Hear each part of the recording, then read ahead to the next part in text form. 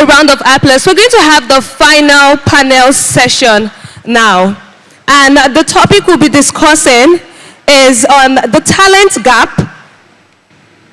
developing sustainable digital talent for Africa. The talent gap, developing sustainable digital talent for Africa. And I would call on the moderator, Olusegun Maleghemi, who is the Chief Innovation Officer, Ouranos Lab. Please, a round of applause as he comes up on stage. A round of applause. Olusegun, a round of applause as he comes up on stage. Thank you very much. I would also love to call on Olawale Owoeye, the Chief Executive Officer, Cedarview Communications. Please, a round of applause as they step up on stage. Thank you very much. Another member of the panelists is Adewale Adeyemi, who is the Executive Business Director, Nigeria and Africa. Please, a round of applause as they come on stage.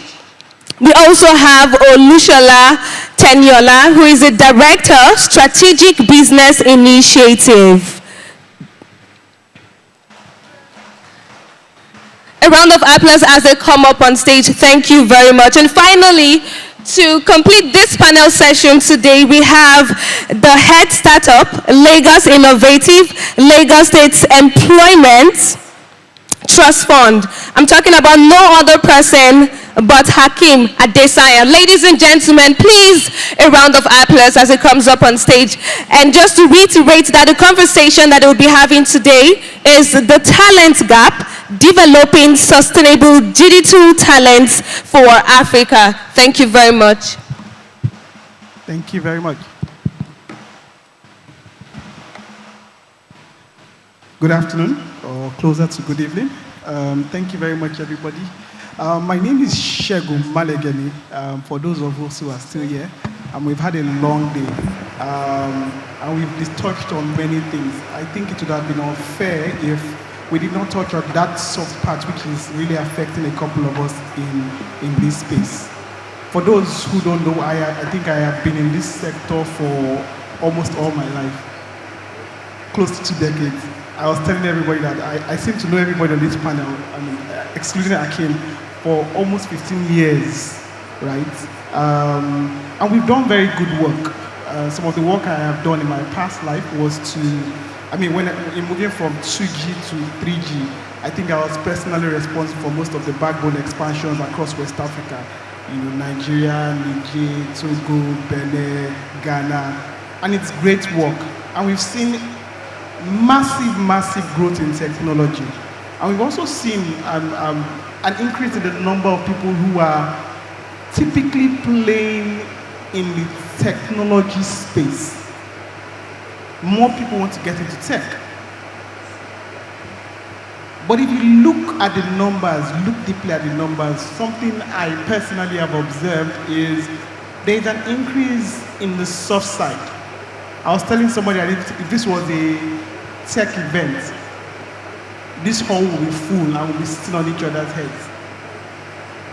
But what we've seen is, what I have observed is a reduction in the infrastructure space, reduction in those who are interested in talent, a reduction in those who are interested as per talent in this space.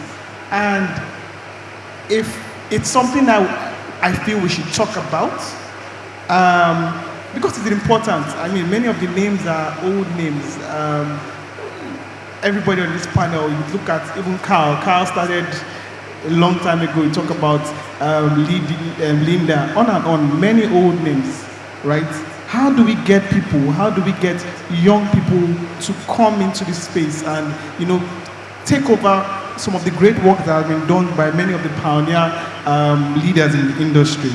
For time, I'm just going to go straight into questions, and I'll allow my panelists, members of my panel to introduce themselves and answer some of the questions that we have today. And I'll start with Mr. Teniola. So, Mr. Teniola, yes, I'll start with you.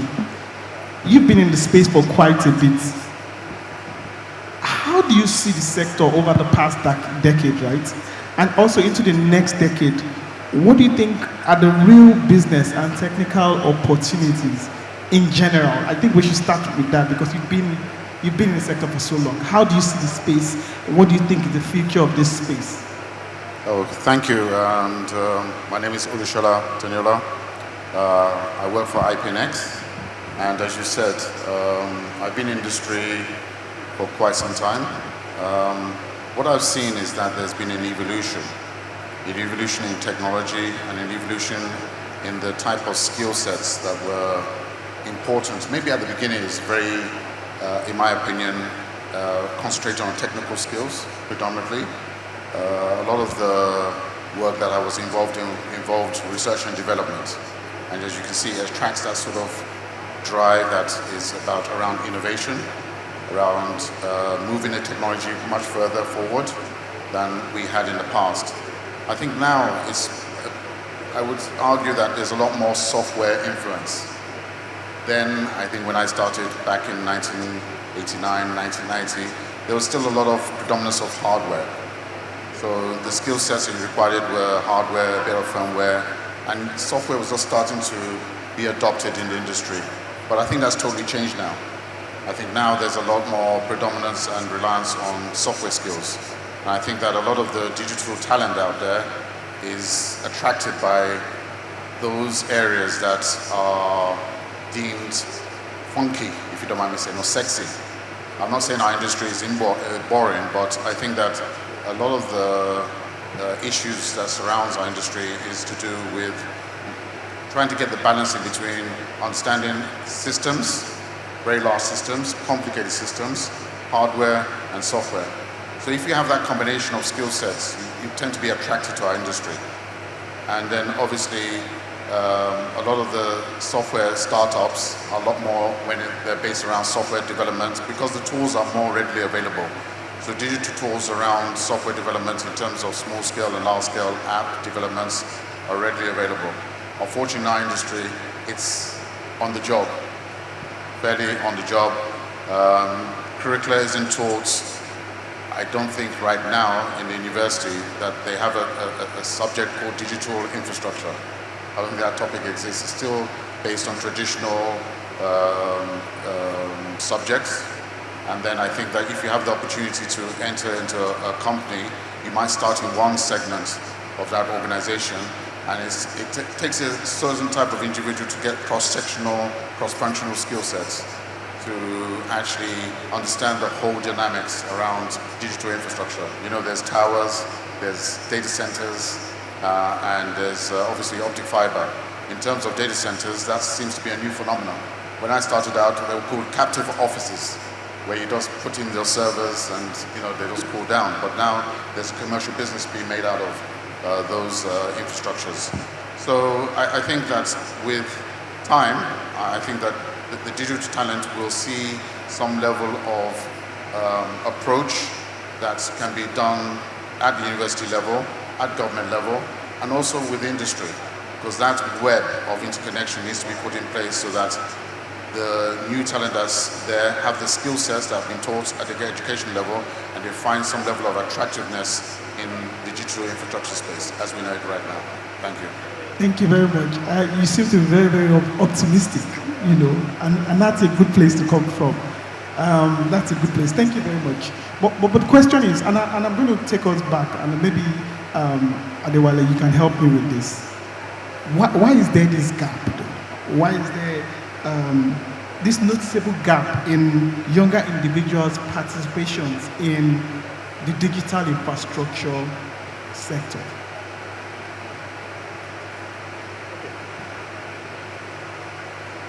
Okay. Like I said, I'm Adewale Adeyemi. I work with Tek Knowledge, the company you know as Tek Experts, Innovates, and Cytec. I'm optimistic like him. I think things are going to get better. You asked why do I think there is a gap, knowledge gap, right? And I will think that those things are multifaceted. I mean, if we look at how we get schooled, the curriculum in our schools, for example, I don't want to use the word archaic, but they need changing. But it's been like that for a while anyway. And technology has moved really, really fast. We've moved from infrastructure to virtualizing the infrastructure that we have. And now we, like you said, we are more into the software space.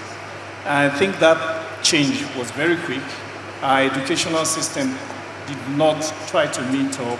And then again, coaching within the organizations has kind of reduced. I think in the middle of my career somewhere, you started hearing the leaders saying that if you train, people will still grow. So why do you want to spend money training? But again, you had a few of us saying, but if you don't train, you won't grow. So, I mean, that gap existed. And if you ask me how I think we should do this, is to continue investing in people. Because if you don't invest, there's no way you can provide solutions that will scale. So you need to invest in training, you need to invest in specialized, training that is focused on the individuals. You need to look at the growth, you need to look at the system, you need to look at the environment, you need to look at how things are changing, how technology is changing, and then train in that way so that people will understand. So, for example, when I came in, some of us wanted to know so many things at the same time. And it's the same thing with the younger generation. So when they come in, they want to know things even faster. So we need to create that kind of environment where they can learn very quickly, get hold of this technology, and then be able to use it to the advantage of the organizations and for themselves, so that they can, we can achieve our aims at the end of the day. Thank you very much, Adewale. I think I saw you nodding your head. You have a similar or different approach, Olawale. Should I throw the question to you? Again, around why the noticeable gap, as in how you dealing with it. You've been your own entrepreneur for quite a bit. Why do you think it's harder to attract people in your space? And maybe you could also give us hints on how you are keeping people within your space. Okay, thank you very much, Segun. My name is Olawale Owoeye, CEO Cedarview Communications. Shout out to a few of my colleagues that are here. Another big shout out to those that are still sitting here listening to this interesting discourse. Thanks, Segun, for that. I think Adewale has nailed it. But if I want to backtrack a bit, whenever you find a gap, and permit me to make some very simple examples. If two cars are on the road, and they're driving at the same speed, they should not have, that gap will not increase. All right, but if one moves faster or the other goes slower, there'll be a gap. So the gap is coming because, yes, there's been some form of rapid expansion in certain aspects of digital infrastructure, and you can see that coming out. Now we have people like Mr. Coker and the likes that are fully data centers. In older times, it was switching centers. So it was a switch site, and then I used to work with the networks, MTN, Airtel, and the like. So we were building switch sites majorly for ourselves. But now people will build a big space, put out rack space for other people to come there. Now we see that there has to be a gap for engineers that are trained to ensure that the data centers run very well. One earlier speaker on the panel today was Wale Adebisi, a friend that we've come from way back. I remember him running some of the data centers of a bank, not so far away, transitioned into one of the MNOs, and today he works with Raxio or one of the other data center providers. So that is it. And like Mr. Teniola said, the youth would always go for what is fancy and what pays more. All right, though in hindsight, and it has always been that, the guys that do the most dirty work are hardly the ones that are most appreciated, right? But the truth of the matter is, like we usually joke around, for network engineers, nobody knows your relevance until you pull out a plug and the CEO, finance, and everybody is running a helter-skelter. So just give me some 5 minutes, let me figure it out. You put it back in just to justify your pay, as we say. But we don't do that often, don't get me wrong. Problems do happen and we are paid to solve them. So how do I retain talent? One of the best things I've seen that delights me the most, and I have quite a number of young guys here, is that I've seen young people, and I will tell the story over and over. If you permit me for some time, there was one of those trips I made at some point to the US, and I was in SF. I had to go to San Francisco to see things. I couldn't get a hotel, right? And I shared a hostel room. I shared it with a young Chinese guy. And I was trying to get my mind around machine learning, Coursera. And the guy told me that he had done that college years. And this was me with 5-6 years experience trying to get around machine learning. He said they had done that. And he came to SF to do some form of holiday work. There and then I said, God, my people back home, will this gap continue to be? Never. No, if my generation can't deal with this, the guys behind me should not fall into this same trap. Meet setting costs. Today I'm happy to see some of them far bigger and better than I am. Launch some very beautiful startups in and outside the country doing extremely well. So what do I tend to do? If my life is able, like I say, great doors swing on very small hinges. I've seen a guy armed with a computer, and that made the difference in his life. His parents, teachers, when he went to a school like my school, like Ife, gave him a computer and got guys around him. And like it was Mr. Larry Colade, allow them, they will solve the problems of their generation. And what do? I try to expose them. Will they go? Fine. Will more come? Yes. I'll keep on training them. I'll keep on allowing them to fly. I'll keep on exposing them. And eventually, we pray also that our company is able to grow so much more that we're able to keep them. But for the bits that they are here, I'll give all that I can. And my success is that tomorrow I can reference and say, that guy passed through me, I made a small impact. And much more than that, we're going ahead into schools, trying to push internet there, trying to empower, encourage, and equip them to solve the problems that they are able to solve in their generation. And that will be success enough for me. Thank you very much. Thank you very, very much. I think you reflect some of the things we've seen in our journey as well regarding young people and getting into technology. Ife, by the way, great Ife. We have so many success stories. I remember those days we would sit at White House, connect. You have 50 people lining up back to back to use one single computer connected to the internet. And we have so many success stories from those experiences today in the marketplace. So kudos to the universities. And this is, I think, the perfect time to come to you, Dr. Hakeem. Wale has mentioned the effect of our learning institutions and what kind of knowledge we pass on to these young people.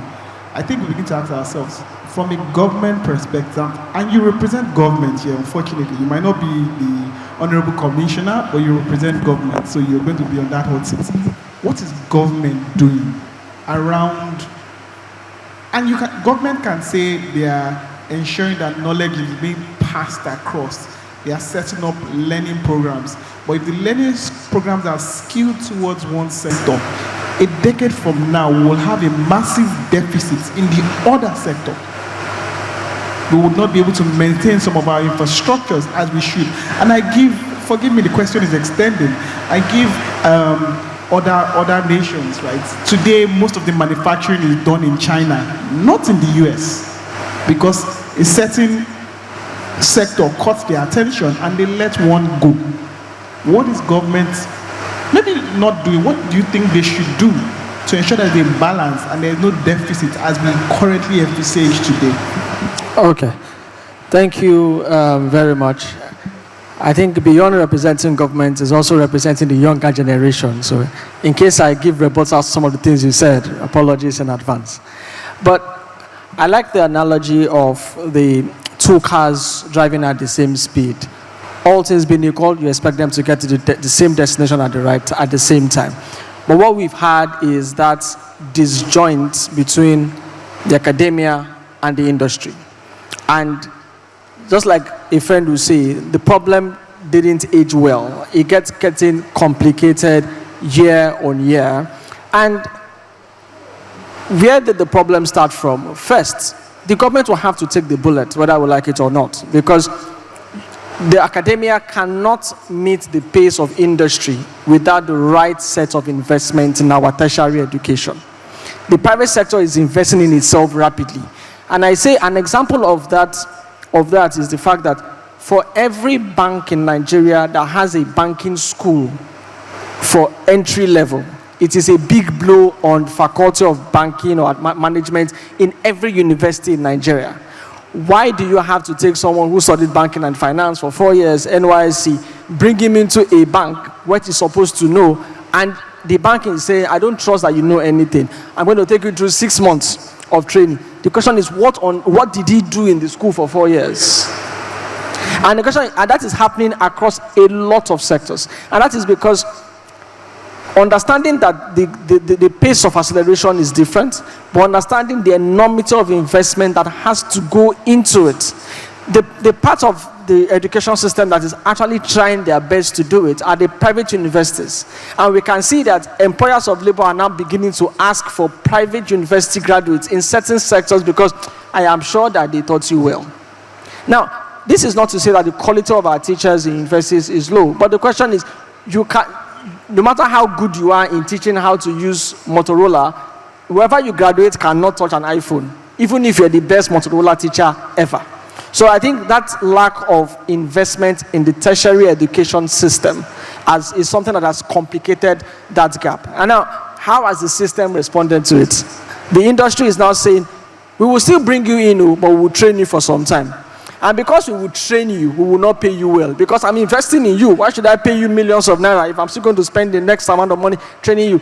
And the system would then say, why are you paying me lesser? I will go and look for a job elsewhere. Then it becomes there is no loyalty to the company. Because, well, whatever you pay me, I have to be able to buy fuel in my car if I even have one. So the system is saying, I will train you. But what is the industry having as tax incentive for investing in that training? If companies understand that for every X amount of graduates that I train in my company, I can take it back to government and say, well, see, I trained 10 of your guys for this, kindly give me X% of rebate. The companies should do it. The books have to balance whether I will like it or not. But there is no incentive.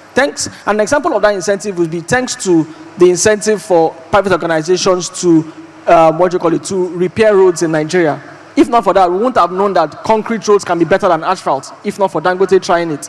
And Dangote did not do it because he loves Nigeria. He does it because he's going to get a tax rebate at the end of the year from government. So the system has to make sense whichever way we do it. Now, what's the government trying to do? The problem is chronic.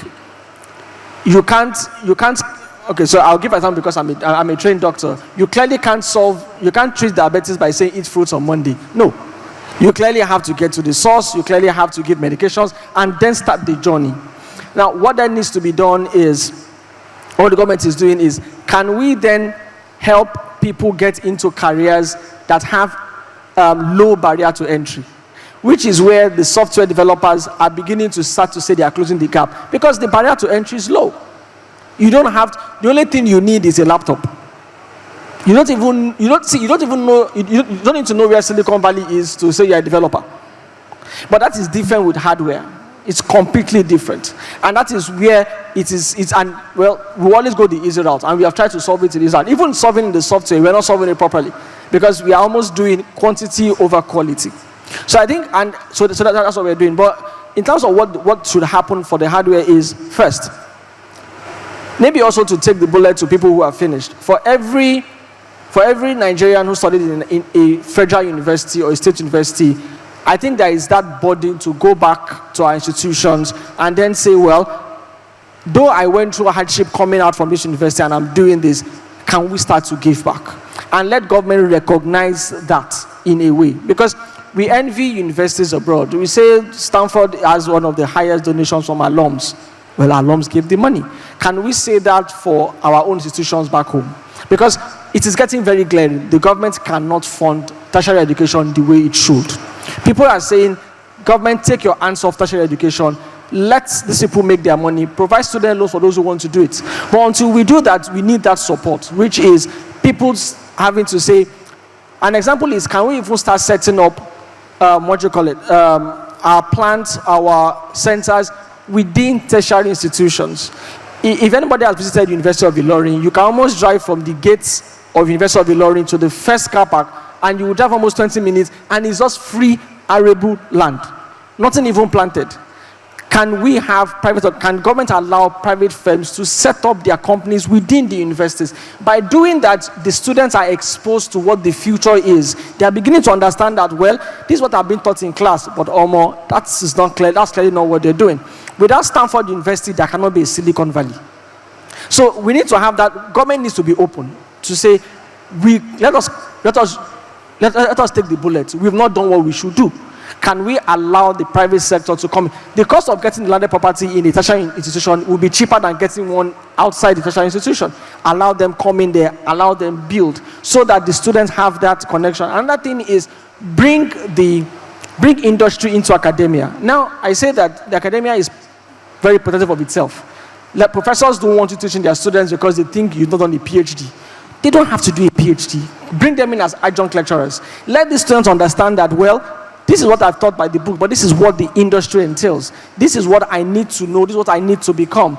Because the students don't see that, because they don't have that, the next thing in their mind is, I want to leave the country, because they don't see that light within their immediate environment. And if people start to leave, the question is, who then do we have? We then have the rest, who clearly could not have led because they don't have any talent. And then we then have to use them whether we like it or not. Hence, we then say manufacturing gives us low quality. If you don't have the good quality staff, you cannot build high quality products and services. So I think government understanding that gap is because of failure of investment in tertiary education.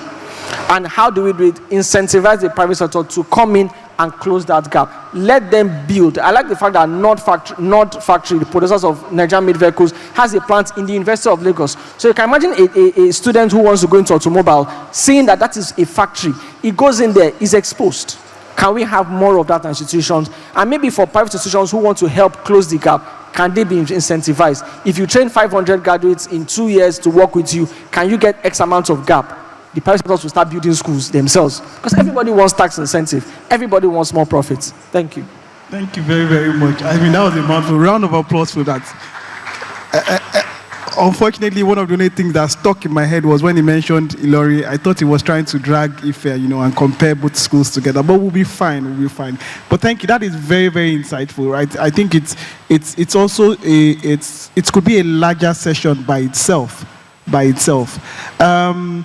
I'm coming back to you, Mr. Teniola, and this is another aspect, right? I mentor quite a number of people, right? I have a lot of people who have come, a lot of young people who have come and said, what do I do next? At very early stages. Sorry, I'm advocating for this sector. I mean, there's so many things that we could mentor for people's lives, relationship, but for our sector, bringing people to understand that there's value that can be harnessed within this sector. My question to you is, you've been a mentor for too many people, to so many people, and it's very straightforward. How can we get our senior colleagues, senior players in the sector, how can we get them in the face of these young people? How can we get them to understand the role, the importance of mentorship, especially at the early stages?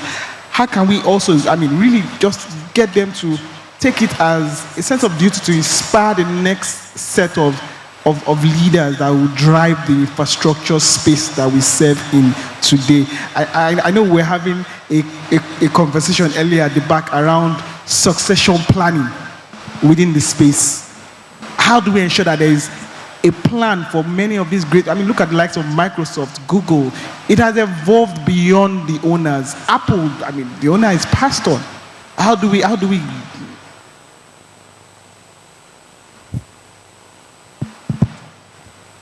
Yeah, thanks for that question. And Doctor, you touched on some very good points. I think right now we have people like my brother, Tunde Koka, and a few others that sort of set the path going. And at ipNX, we have a leader who's been in the industry for as long as I've been in the industry.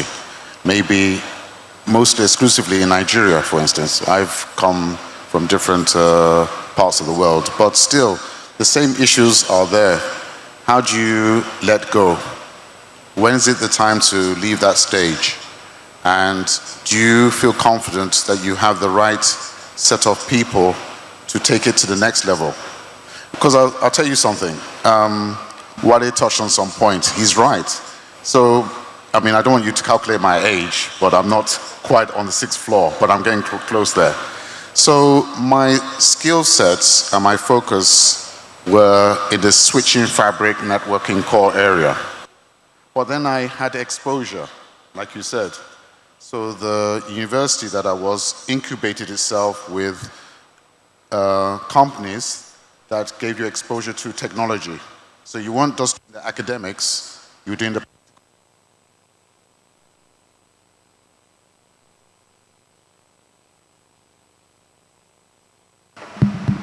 Sorry about that. So you weren't just doing the academics, you were doing the practical. So you had the opportunity to have the theoretical understanding and then the application of it.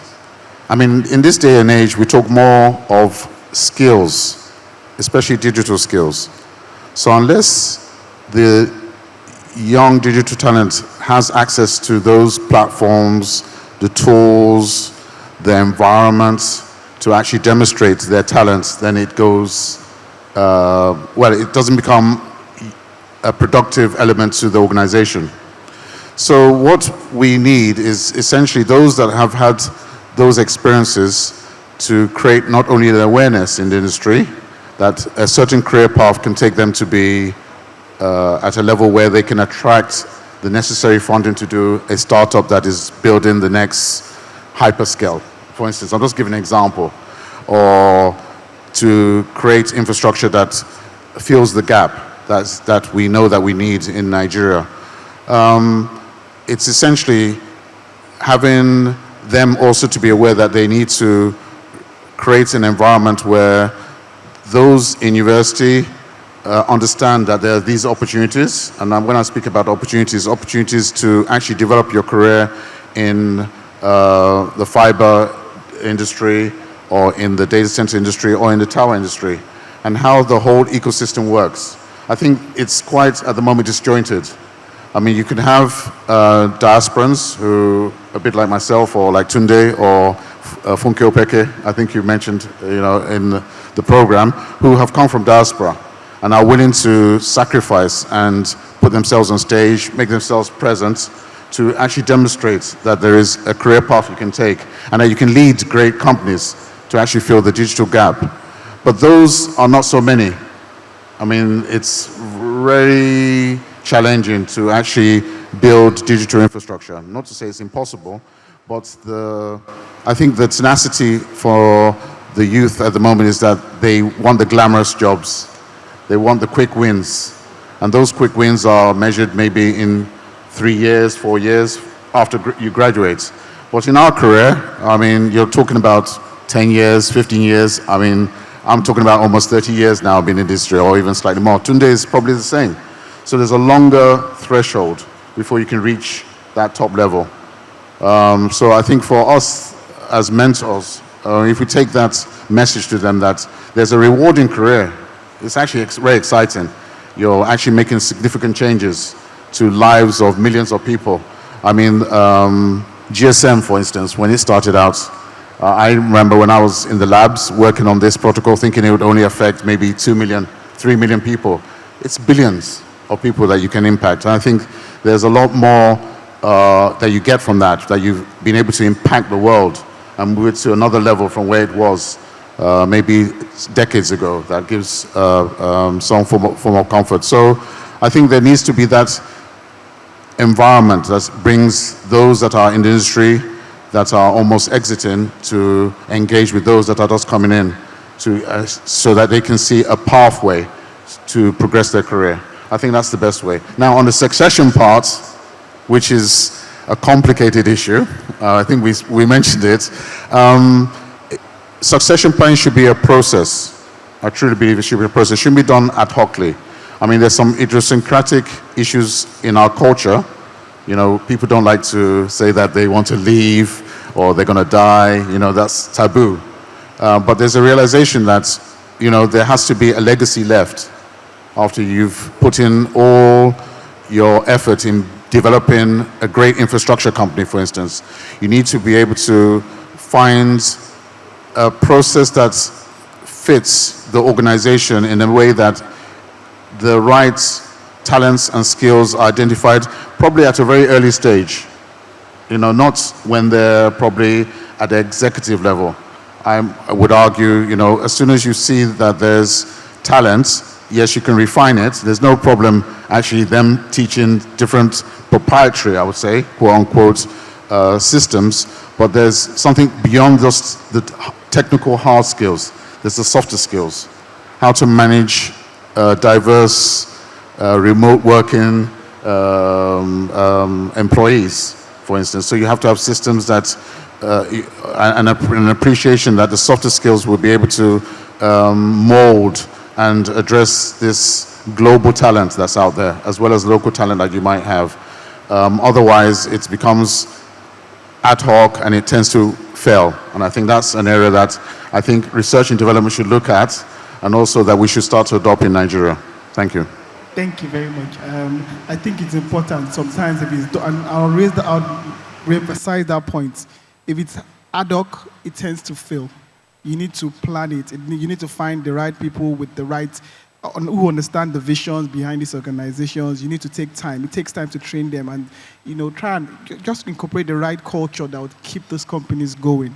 I don't know, do we have time for questions? Okay, we don't. We've gotten the buzzer twice that we've gone beyond our time.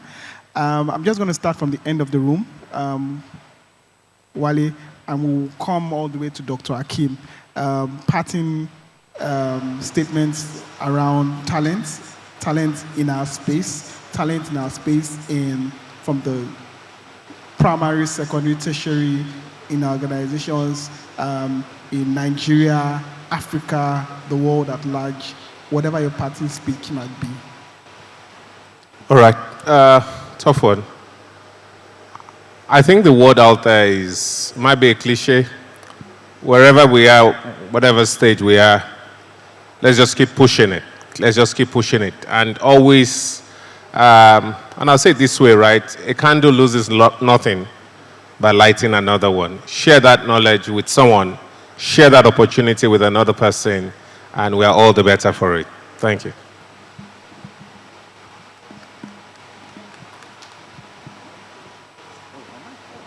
Yes, your parting speech, Mr. Teniola. Oh, I didn't realize. Closing remarks. I think there's a great opportunity for digital talents. I think there is tremendous scope for the Nigerian youth. I believe that with the demands and the actual benefits that can come from acquisition of digital talents and the skill sets, there's a lot of areas that the youth can go to. So I think personally, I'm positive in terms of the gap.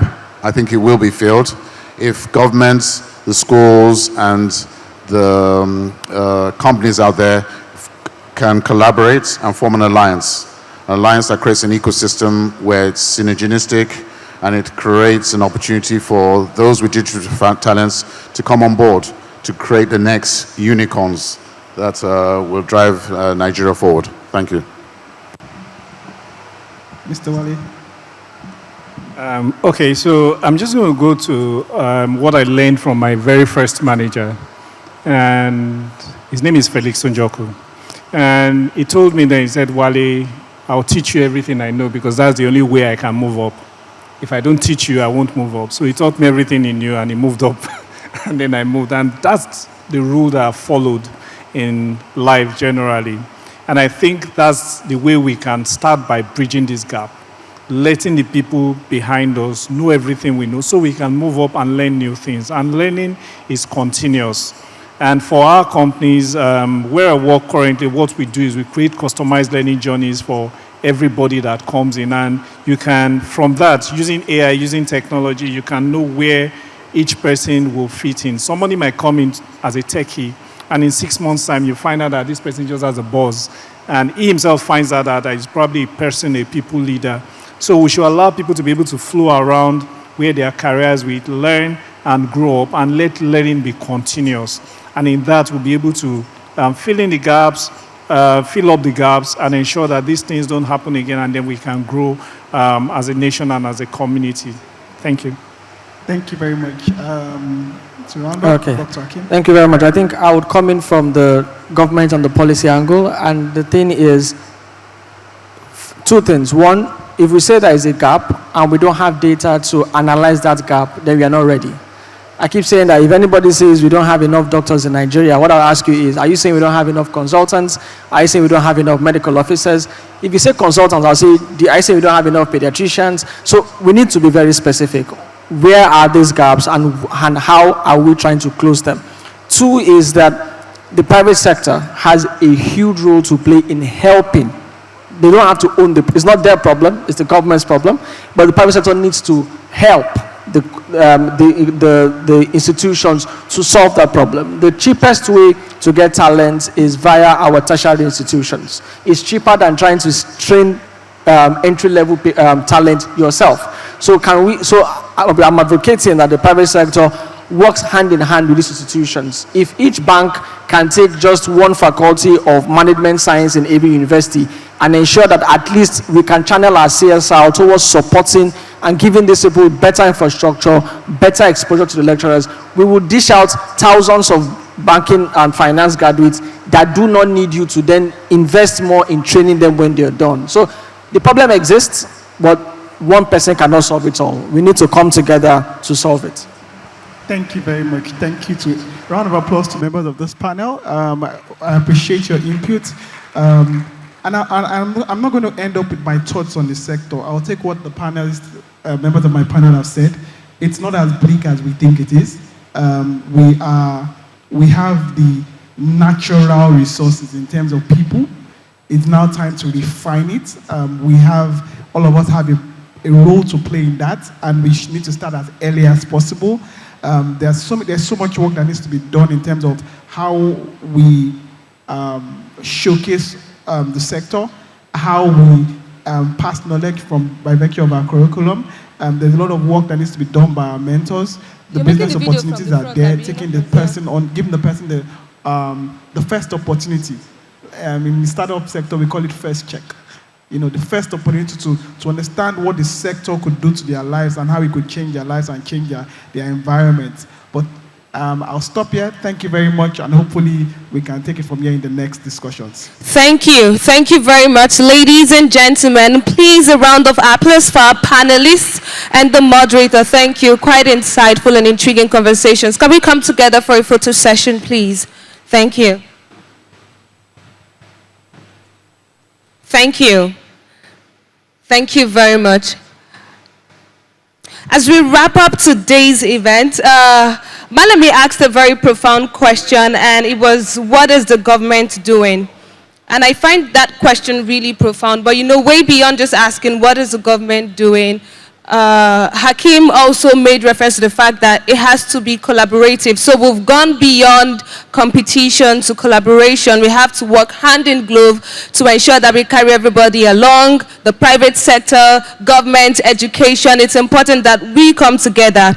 And gatherings like this just literally exposes us to informations, interesting conversations like this. But way beyond having these conversations, it's important that we take purposeful actions. Ladies and gentlemen, as we draw this beautiful occasion to an end, I would love to call on the convener, Hyperscaler, Convergence Africa 2024. No other person but the talented, amazing Temitope Oshorinde. Ladies and gentlemen, please a round of applause as he comes on stage. Thank you. Thank you. All right, thank you everyone. Good evening. I think this is the part everybody has been looking forward to, the thank yous. And I'm thankful that you stayed this long, given the fuel-induced queues and if you're buying petrol at 900-ish naira, and you braved it to come here, you deserve a resounding round of applause, please. So I don't think I can say anything more than what has been said very extensively by our speakers. The panelists were great. They were on fire. They were on fire. They were on fire. And we stand at this critical point. We have a path. We have several paths, but we have a clear path that we can take. And the power of convergence is about aggregating people, to address some of these inherent challenges we have faced for so long, working collaboratively. And I believe that we've been able to achieve that. Next steps now is to see how well we can amplify the outcomes of this conference and get this information and this to the right people. So that said, thank you all very much. Thank you to our partners, to our sponsors, and to you that came here. Thank you all, and have a safe trip back to your destinations. Thank you.